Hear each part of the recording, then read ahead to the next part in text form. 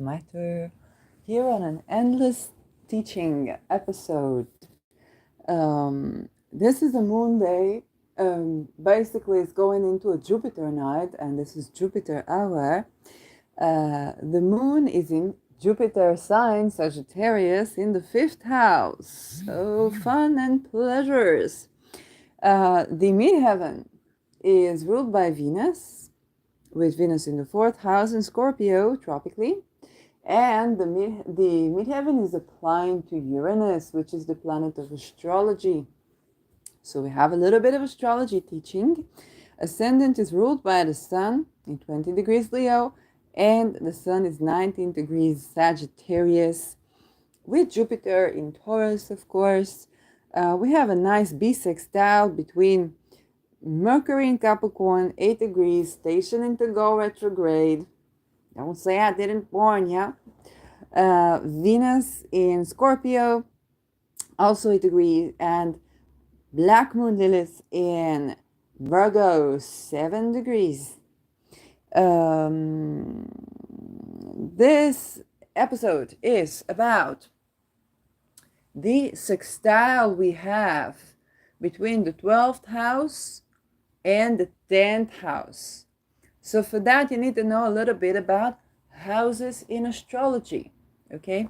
Now, the argument about how to divide the houses in astrology has yielded, I think about 6 months ago, a 7 or 8 hour episode of a podcast by a guy you may know as Chris Brennan. So those were probably one of the most memorable moments of our times. And you really need to have Saturn in Scorpio and Mars in Saturn sign to combine the two into an 8-hour argument to be displayed. So you might want to watch that if you're really, pick your popcorn. But the thing is that whichever way you divide the houses, there are 12 houses in astrology. Unless you do Uranian astrology, and then there are no houses in astrology, there are no signs, there's just aspects between planets and midpoints.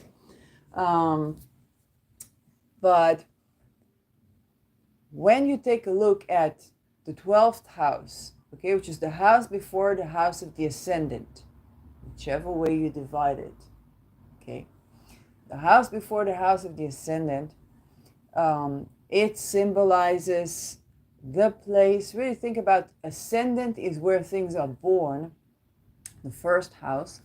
Then what comes before that? Okay, do you remember you in the womb? Do you remember you before your birth? Okay, it's those things that have genuinely very much affected our entire lives, but we have no recollection of them. Okay, so any such experience of the 12th, which is a blind spot, it's a blind spot to us because we're heading towards the second, and right behind us is the 12th that we have no recollection of, but is affecting our psyche in various ways. And this is ruling the locations of hospital, jail, exile, a retreat, okay, where you isolation, anywhere you isolate yourself, and the bedroom, okay, also hotels and stuff, but basically the bedroom. And the other house that I'm talking about is the 10th house, and the 10th house is generally where we show up in the world, okay? So at your career, the way people know you, when they run into your CV, when they run into the job interview, which is more complex because you get kind of like a 7th house in a job interview as well sometimes. But when you are presenting yourself in public, okay, then your 10th house comes in. It's also the environment of your career. It is more like the environment. It's not always your career, but what environment are you in your career. So the 10th house is basically your public image. Also the midheaven, but also the 10th house.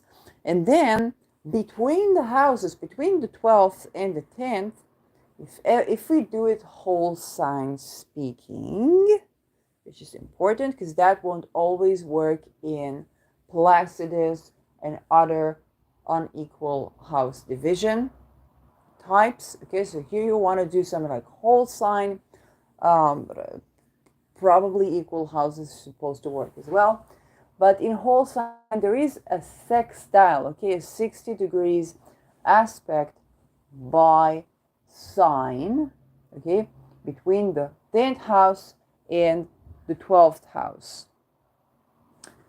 That means you get a relation where it's not strenuous, okay, it's harmonic relation, but it's a very funny type of a harmonic relation. They complete each other in a harmonious way.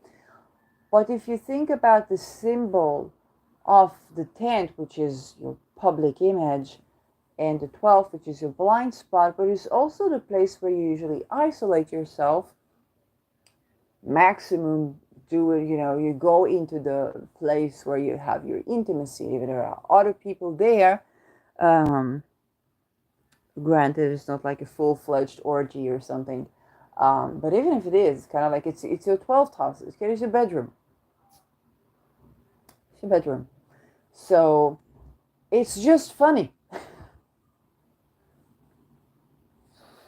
I thought to call this episode Embracing Our Imperfections, but I just thought that your bedroom walks in front of you. It's kind of like your bedroom. If your 10th house kind of like your name, then your bedroom walks in front of you would be a funnier name for an episode.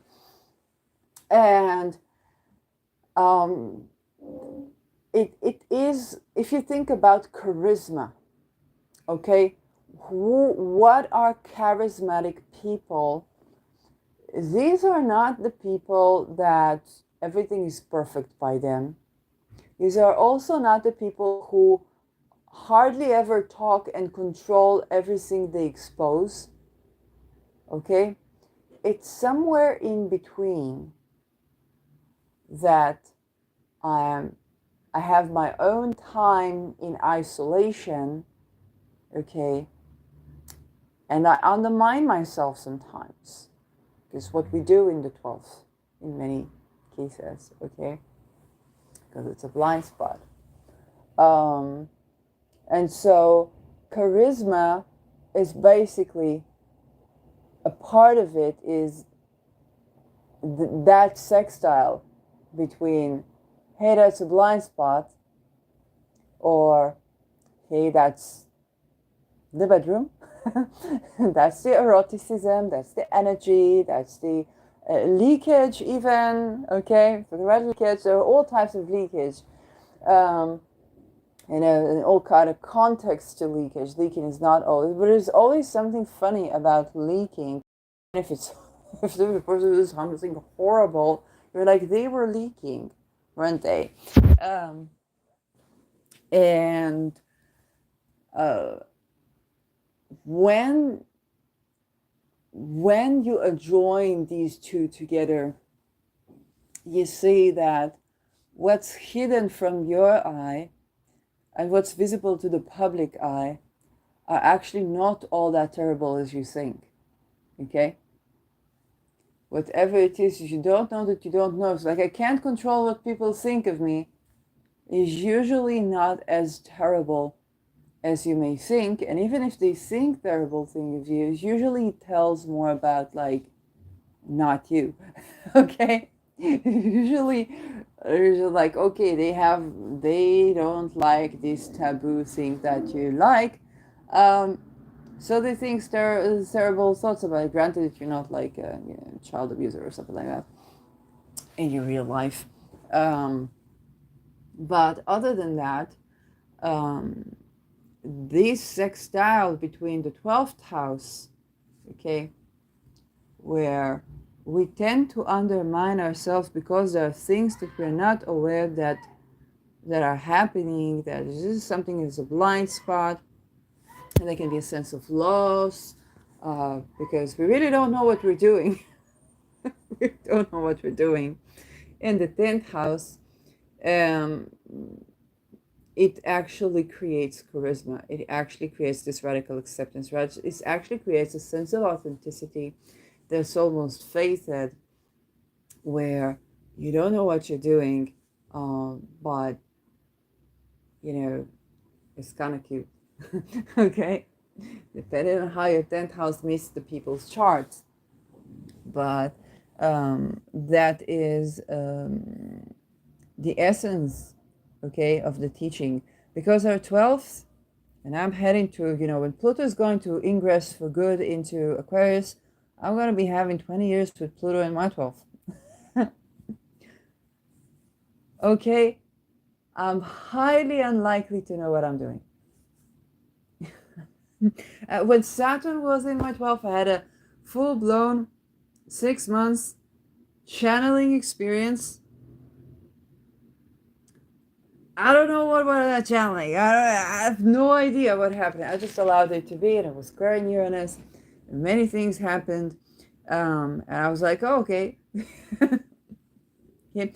Then the Pluto is kind of like this 20 years of something all up in your 12th. But I also kind of remind you that the sextile between that place where you tend to undermine yourself, you have no idea what you're doing. Most of you're walking in a place where the view is kind of like it doesn't cooperate according to anything that you know. And there's the things that you don't know of what you don't know. And the 10th house is kind of like eventually that's contributing to what you're known for.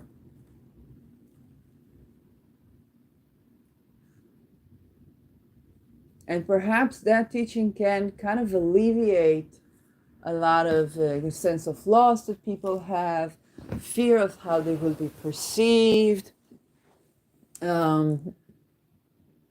concerns about charisma, concerns about, oh, that happened, and so maybe I had a scandal and that was exposed, and so on and so forth. It's kind of like most cases, it's not, the demon is not as horrible as it seems, okay, when it comes to the 10th and the 12th. More cases, it's just going to grow more authentic, and it's going to actually contribute to improving your public image. Because if you think about what is our public image, it's the house of one of our elders as well, so where we have been affected by our upbringing. Also in the 4th house, yes, but the 10th house more like where the parent was an authority figure to us. That's the 10th.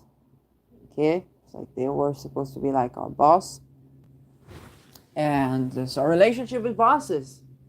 Okay, so some people see it as the father, but some people see it as the mother. It really depends who was, who was the boss at home. Who was the boss at home when it pertained to you. Who was the person, instead of, I don't know, setting you boundaries or inspiring you or whatnot, or both. And basically, when we become this boss, which is the 10th,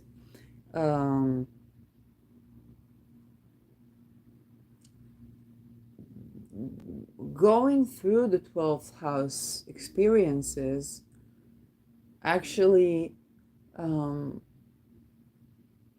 paradoxically even, lends us to, first of all, understand our elders, our bosses, the people who are in that role in our lives, and then forgive ourselves or radically accept ourselves little by little, of course,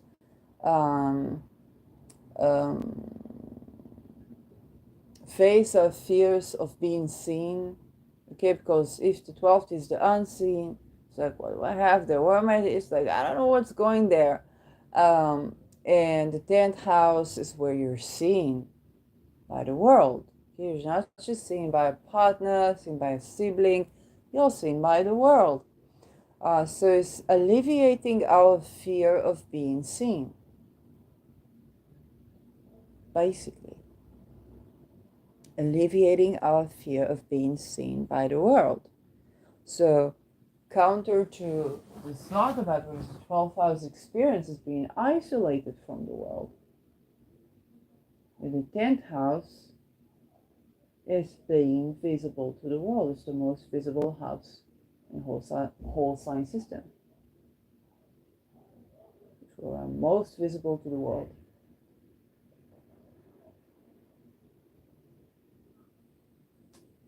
And so, what are the things people usually are ashamed of is what's happening to them when they make love or have sex, because that's the kind of like the inner intimacy where even you are surprised by you, and kind of like, oh, that came up, oh, that came up, um, or is this your body or stuff like that. um, That's why 12th house professions are also do with hotels and stuff, but it can also be to do with bedroom or sex work or stuff like that. And a lot of that is about alleviating shame or radical acceptance of our sexuality and so on and so forth, but also being informed about the corruption in society and all the things that affect our bedroom. Even if you don't do like sex work or anything like that, try to be intimate with someone. Try to even make path to the bedroom, and you will see how much the entire 11 houses affect what's in the 12th, and how other realms then, you with you, which is the 12th house, you with you, um, and how the world affects how you are with you. Okay, and then when you're authentic about it and you're accepting that and you're aware of that, it's easier for you to be seen in the world as you with you, because unless you have, like, I don't know, your ruler of the 7th in the 10th with you there, or partner there, or a parent there, or whatnot, then to the world you're seen as you with you. You tend to leak. We all tend to leak. There are people that profess at reading the signs and reading the this and reading the that, um, well, actually, it's mostly about presence with ourselves. And in the 12th, we are isolated. So we are present with ourselves in some way, shape, or form, even if we are amongst the crowd. And first of all, if I take a look at Saturn in my 12th, when Saturn was present in my 12th, I definitely discovered that I'm not alone. He's like, you think you're alone. Before that, I was preaching, I was talking about healing from, like, abolishing of sexual boundaries. And I was preaching kind of like to self-pleasure. And it seems pretty ironic, because like self-pleasure and that, and being your body, and be alone, and take the time to kind of like isolate myself, and then you find out I'm not alone. I'm not alone. Okay? So in the 10th house, we just accept it. In the 10th house, you understand this experience of the 12th. You just bring it with you. And it's cocky to say you're not scared of anything, because it's not like you're not scared of anything. But you kind of like, there's just more trust, self-trust formed around this. whether it's in, certain type of surrender, or whether it's in, oh, well, that happened, just accepting things. Um, and that makes your aura shine with more beauty as a whole. Um, and then that's what's seen to the world. Now people are going to react to that with their own, it's not just level of enlightenment, it's basically which angle do they meet your 10th house or your 12th house. Okay, that's how they're going to react to you.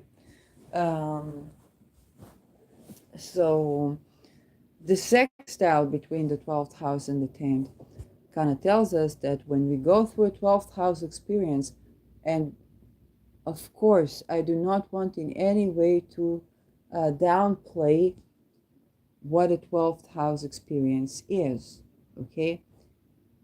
It is the loss of everything we ever knew. And yes, there is some new knowledge, okay, new experience that cannot always be described in words. But it is a loss of some sort, okay? 12th house is also where people see their mental health. So if there's just something there, it means, hey, there's something in your mental health area today. What is that? I don't know. Some people say it is you're being a prophet. Some people say you're being a schizophrenic. Some people say you're just being anxious. Some people say it must be something in your gut. Okay?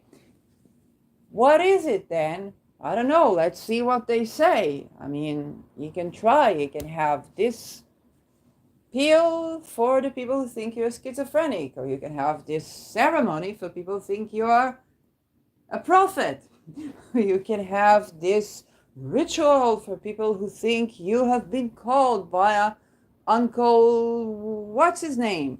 Or you have this, I don't know, calling to be in this monastery that is isolated, and you just have to pay us a couple of $1,000. It will get you in debt for the rest of your life. And nobody guarantees that what you'll experience with yourself will leave you able to work and pay that debt. Okay, that's more like the 12th house experience. Yeah, for some godforsaken reason, it's coinciding with you go into bed with someone, or even to self-pleasure.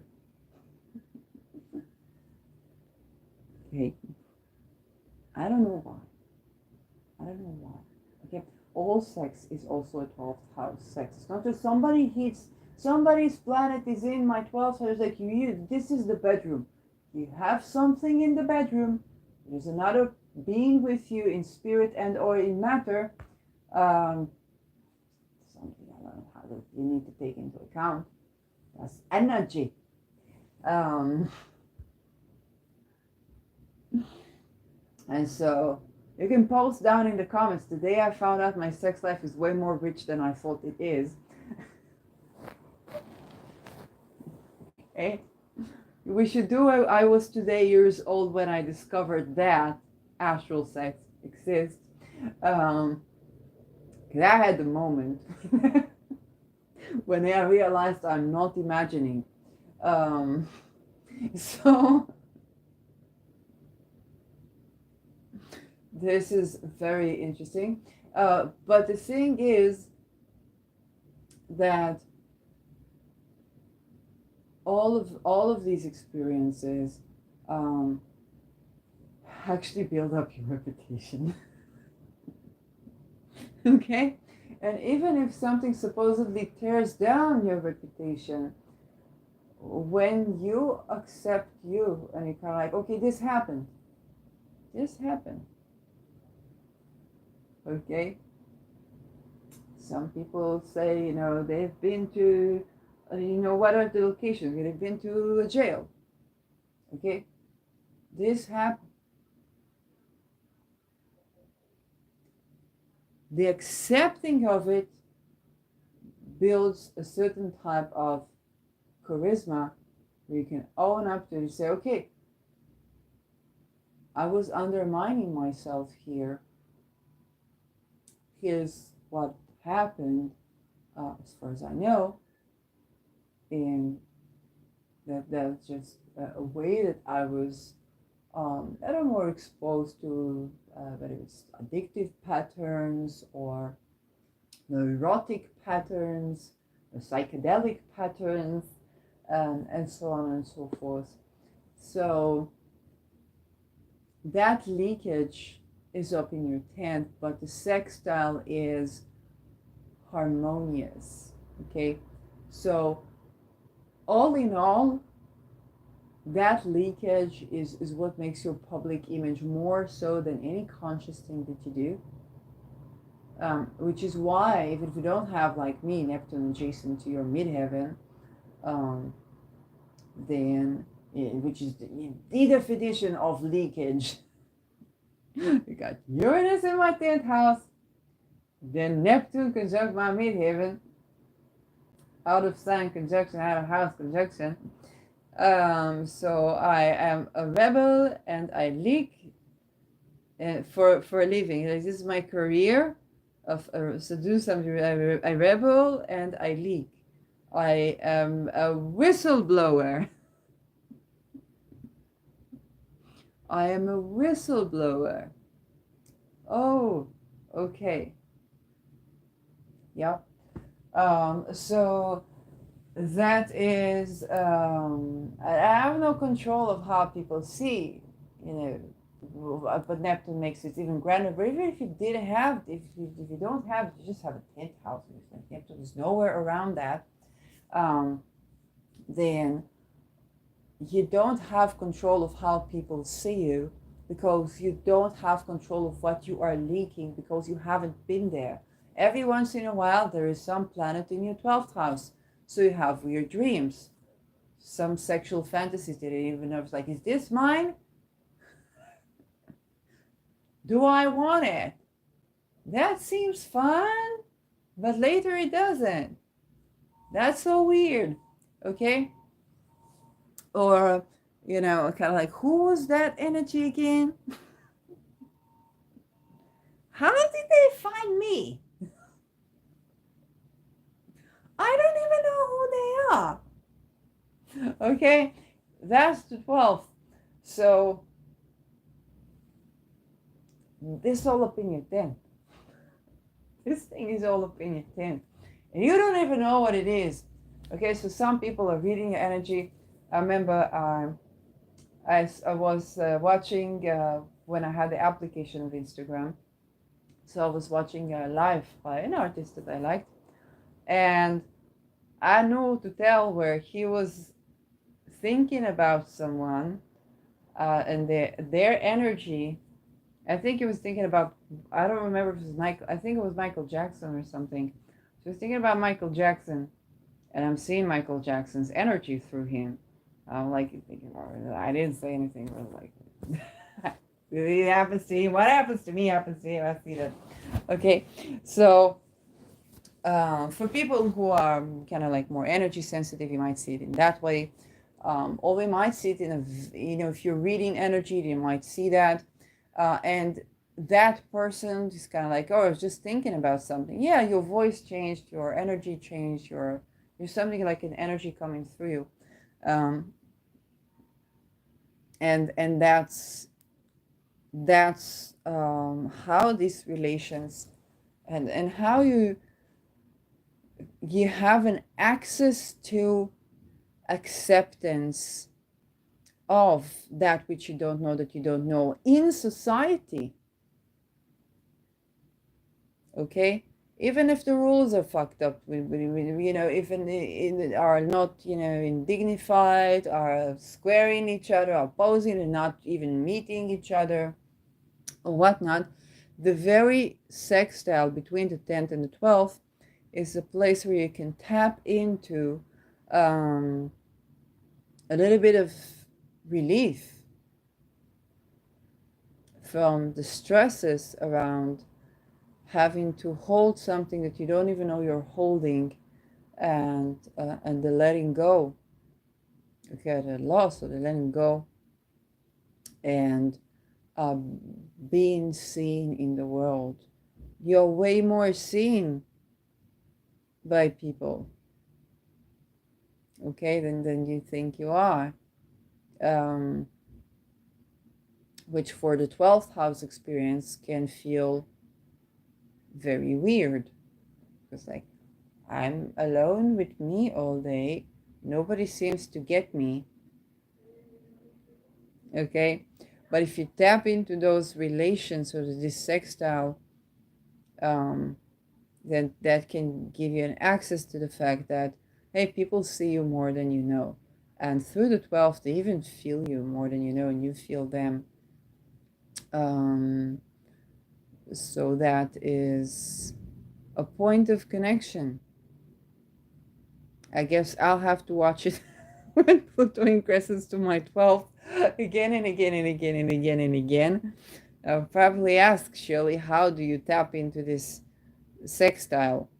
I don't know. Invite it in. I don't know. But I did want to give you kind of that teaching and that thinking um, and that understanding. And I know, like on a mundane level, if you try to, like, more generalize, a lot of people are dealing with 12th house experiences, both in times of peace and in these changing times. And if we can even send, like, together in energy, um, the sense that you are seeing in some very tiny, minuscule way, you're not alone with this, because we are affected by each other, um, and that you are felt by the world, you are seen by the world, more so than you know, and people do need to be present with themselves more, so that we can tend to each other more, um, and alleviate a lot of this isolation and loneliness. So I hope this helps.